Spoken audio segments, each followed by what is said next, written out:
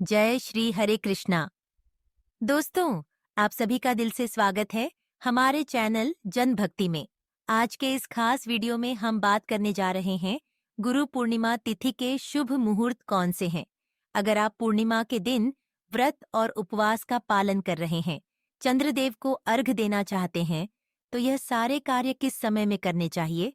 आइए जानते हैं हम इस वीडियो में गुरु पूर्णिमा यानी गुरु के प्रति अपनी कृतज्ञता व्यक्त करने का दिन। और इस बार गुरु पूर्णिमा आ रही है 10 जुलाई 2025 गुरुवार के दिन। हमारे शास्त्रों में बताया गया है कि पूर्णिमा के दिन भगवान के मुरारी, मुकुंद, मधुसूदन, माधव इत्यादि नामों में से किसी भी नाम का जाप करने से पापियों की संचित पाप राशि उनके महान कष्टों सहित दूर हो जाती है और उसे महान यज्ञों का फल प्राप्त होता है। इतनी महत्वपूर्ण होती है पूर्णिमा तिथि।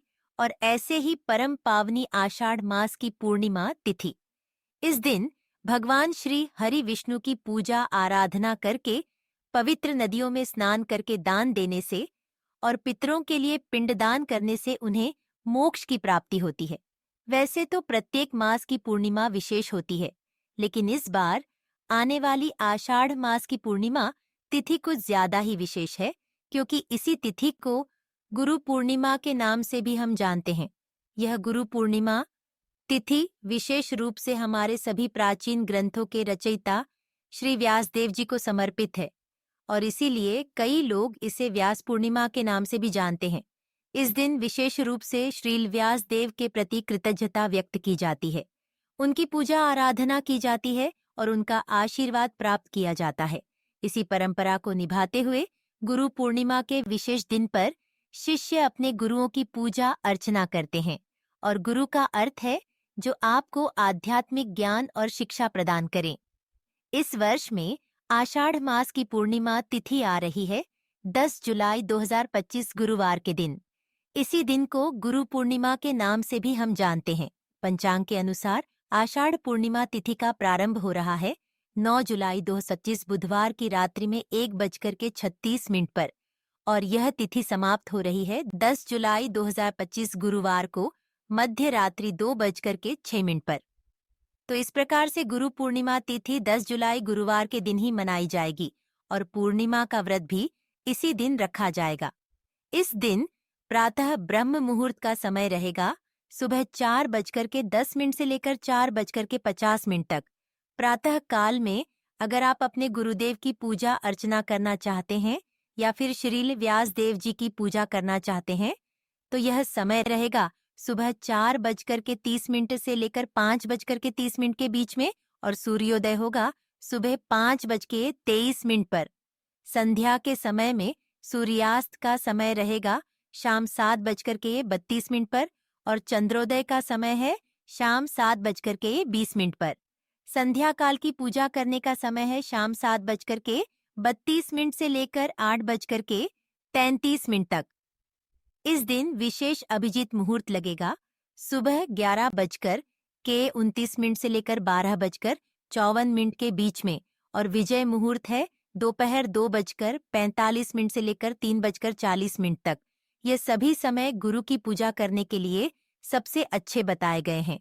इन समय के अंदर जितना भी हो सके उतना अधिक से अधिक भगवान श्री विष्णु और अपने गुरु की पूजा आराधना करनी चाहिए। अधिक से अधिक भगवान के पवित्र नामों का जप करना चाहिए, तपस्या करनी चाहिए और अपनी क्षमता अनुसार दान देना चाहिए। जो मनुष्य ऐसा करता है उसे अक्षय पुण्य फल की प्राप्ति होती है। अगर पूर्णिमा तिथि के बारे में देखा जाए तो वह भगवान विष्णु के पूजन के लिए सबसे महत्वपूर्ण मानी गई है। साथ ही इस दिन चंद्रदेव अपने संपूर्ण रूप में प्रकाशित होते हैं, इसलिए इस अवसर पर चंद्र उपासना का भी विशेष लाभ होता है। स्कंद पुराण, पद्म पुराण, महाभारत आदि अनेक धार्मिक ग्रंथों में पूर्णिमा व व्रत हमें प्राप्त होता है।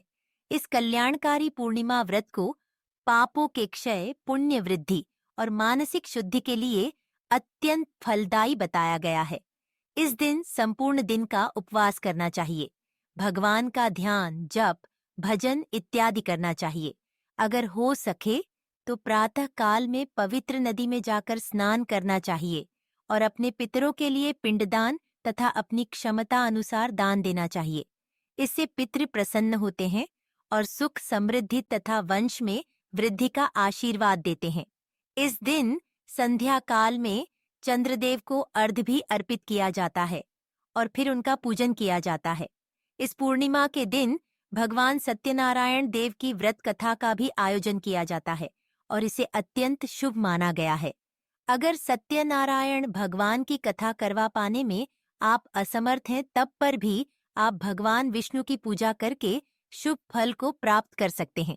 भगवान विष्णु की पूजा में तुलसी, धूप, दीप, गंध, पुष्प और मौसमी फलें अर्पित कर सकते हैं और भगवान श्री हरि का स्मरण करते हुए भगवान श्री सत्यनारायण की व्रत कथा का श्रवण या फिर पठन कर सकते हैं। इस प्रकार श्रद्धा पूर्वक यह सभी कार्य करने से भी भगवान श्री विष्णु प्रसन्न होते हैं। गुरु पूर्णिमा का दिन विशेष रूप से अपने गुरु के प्रति कृतज्ञता व्यक्त करने के लिए है और इसीलिए इस दिन आप किसी न किसी रूप में अपने गुरुजनों के प्रति अपना अहोभाव और कृतज्ञता व्यक्त कर सकते हैं। दोस्तों, अगर आपको यह जानकारी उपयोगी और भावनात्मक रूप से जुड़ी हुई लगी हो तो इस वीडियो को लाइक करें, अपने सभी मित्रों और परिवारजनों के साथ शेयर करें ताकि वे भी गुरु पूर्णिमा की महत्ता और पूजा विधि को जान सकें।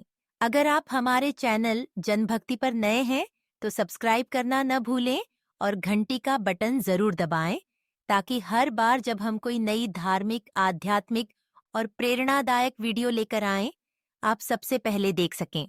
इस गुरु पूर्णिमा पर अपने गुरुजनों के चरणों में श्रद्धा अर्पित करें और भगवान विष्णु की कृपा से जीवन को धर्म, भक्ति और ज्ञान से भरपूर करें। हरि बोल। जय श्री हरे कृष्णा।